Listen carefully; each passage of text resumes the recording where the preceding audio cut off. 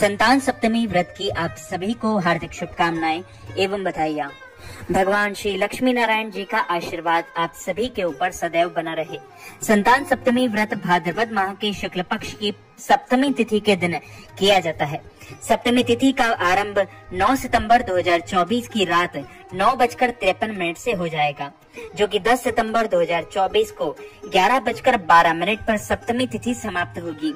अतः सूर्योदय व्यापिनी सप्तान सप्तमी और संतान सप्तमी का व्रत इस वर्ष 10 सितंबर 2024 मंगलवार के दिन ही रहेगा। इसी दिन मुक्ताभरण संतान सप्तमी व्रत किया जाएगा। यह व्रत विशेष रूप से संतान की प्राप्ति, संतान रक्षा और संतान की उन्नति के लिए किया जाता है। इस व्रत में भगवान शिव एवं माता गौरी की पूजा का विधान होता है।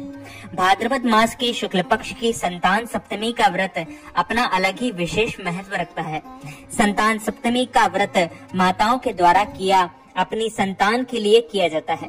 इस व्रत को करने वाली माता को प्रातः काल में स्नान और नित्य कर्म क्रियाओं से निवृत्त होकर स्वच्छ वस्त्र धारण करने चाहिए।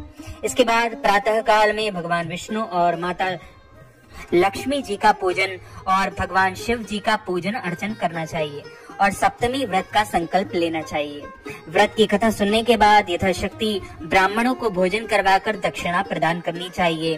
सायंकाल में भगवान शिव माता पार्वती की पूजा धूप, दीप, फल, फूल और सुगंध से करते हुए नैवेद्य का भोग भगवान को लगाना चाहिए और भगवान शिव की आरती करनी चाहिए।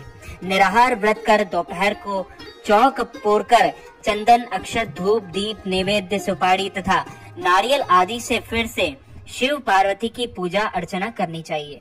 साथ गठानों का गठा या गाठा या धातु का कड़ा अभिमंत्रित कर पहना जाता है और संतान सप्तमी तिथि के व्रत में नैवेद्य के रूप में खीर, पूड़ी तथा गुड़ के साथ मालपुए बनाए जाते हैं।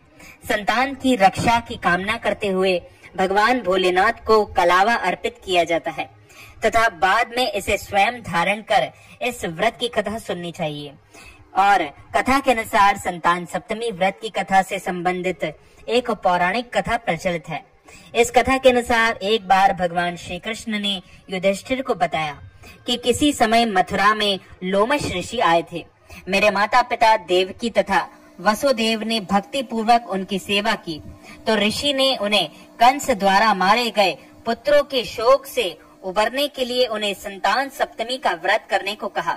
लोमश ऋषि ने उन्हें व्रत का पूरा पूजन विधान बताकर व्रत कथा भी बताते हैं।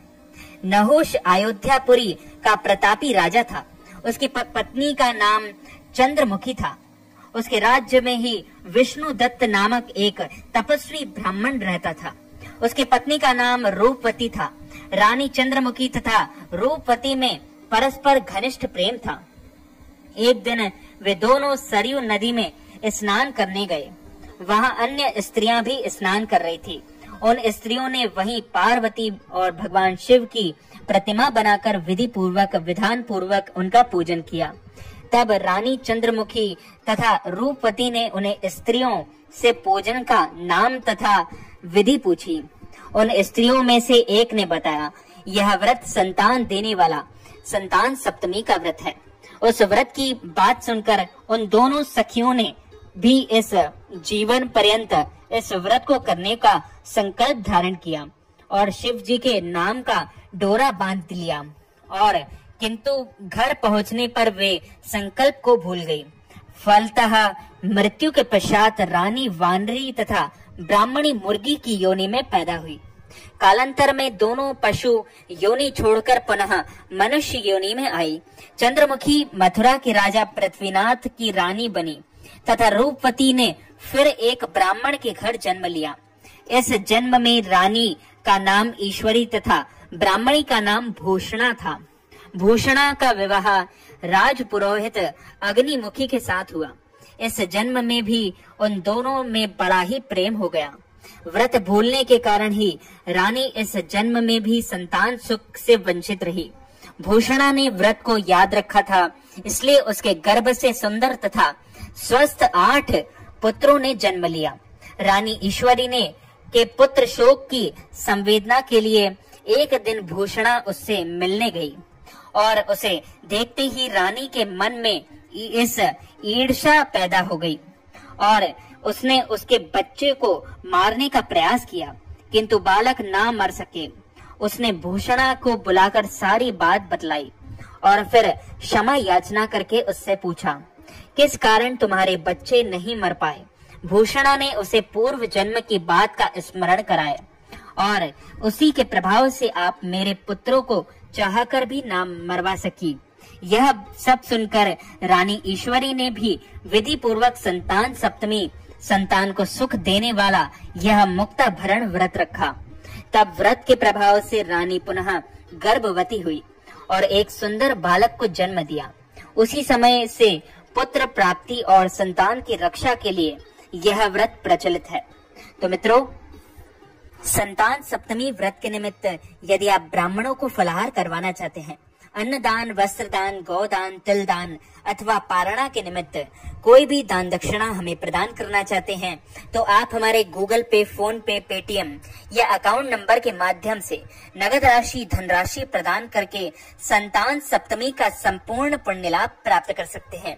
बोलिए श्री लक्ष्मी नारायण भगवान की जय, श्री कृष्णचंद्र भगवान की जय, राजा रामचंद्र भगवान की जय, शंकर भगवान की जय, माता पार्वती की जय, गजानन गणपति भगवान की जय, दुर्गा माता की जय, राधा रानी सरकार की जय, आज के आनंद की जय, रज रानी की जय, रस रानी की जय, श्री राधिका रानी की जय, अच्युतम केशवम राम नारायणम कृष्ण दामोदरम वासुदेवम हरि श्रीधरम माधवम गोपिका वल्लभम श्री जानकी नायकम श्री रामचंद्रम भजे जानकी मनोहरम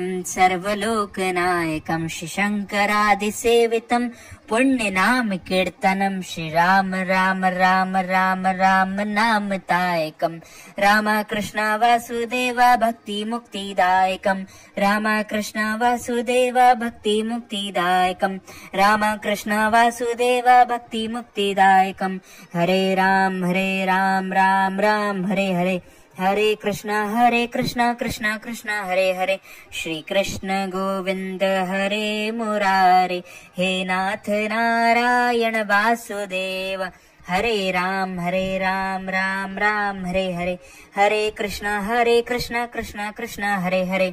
इस वीडियो को आप ज्यादा से ज्यादा लोगों तक शेयर कीजिएगा, लाइक कीजिएगा, कमेंट कीजिएगा और सब्सक्राइब करके बेल आइकन को भी ऑन कर लीजिए। ऐसे ही नए नए वीडियोस देखने के लिए आप सभी को सादर जय श्री कृष्ण, सादर धन्यवाद।